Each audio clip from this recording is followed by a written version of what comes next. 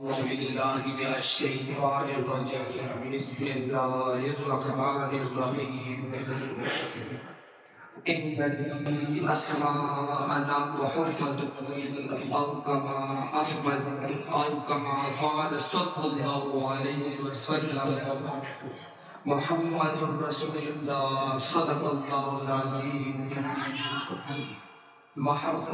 محترم صدر جلسہ معزز سامعین، آج میری تقریر کا موضوع نہایت محترم مکرم اسم محمد کے عنوان سے عنوان ہے۔ سامعین محترم، اللہ تعالیٰ کے بہت سارے نام ہیں، یہ دو نام بہت مشہور ہیں۔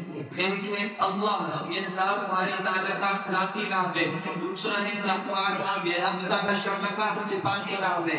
اس طرح ہمارے پیارے پیغمبر صلی اللہ علیہ وسلم صادق کوثر شافی محشر احمد مصطفیٰ محمد مصطفیٰ دونوں آدھے حاکم کے دو نام بہت مشہور ہیں۔ ایک ہے محمد، یہ آپ کا ذاتی نام ہے۔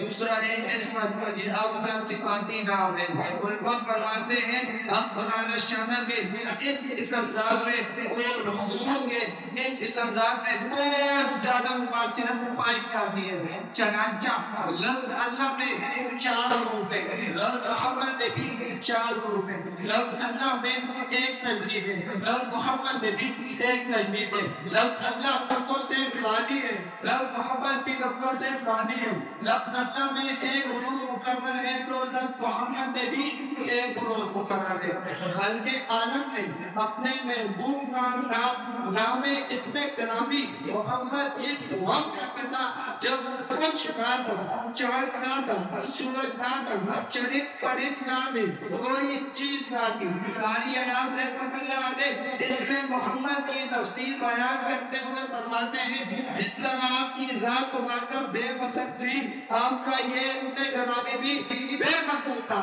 آپ کی ولادت کا زمانے قریب نجومیوں نے اور اہل کتاب والوں نے آپ کے نام کی بشارت ربا کو سنائی اور لوگوں نے اپنے بچوں کا نام محمد رکھنا شروع کر دیا۔ سامعین محترم، امام جعفر صادق رحمۃ اللہ علیہ اسم محمد کی تفسیر بیان کرتے ہوئے فرماتے ہیں میم ثانی کا معنی ہے ہاں جس کے معنی حبیب خدا ہے، میم جس کے معنی ممنون و مبارک ہے، دال جس کے معنی دین کی علامت ہے۔ گویا جو ذات امن و امانت والا ہو، خدا کا حبیب ہو، جو اصلی بات حامد اکبر کی علامت ہو، اس عظیم ہستی کو محمد کہتے ہیں۔ سامعین محترم، انسان جس کی تعریف کرے اسے محمد کہتے ہیں، ملائکہ جس کی تعریف کرے اسے محمد کہتے ہیں، پیغمبر جس کی تعریف کرے اسے محمد کہتے ہیں، اولیاء جس کی تعریف کرے اسے محمد کہتے ہیں، انبیاء جس کی تعریف کرے اسے محمد کہتے ہیں، نباتات جس کی تعریف کرے اسے محمد کہتے ہیں، جمادات جس کی تعریف کرے اسے محمد کہتے ہیں، انبیاء جس کی تعریف کرے اسے محمد کہتے ہیں،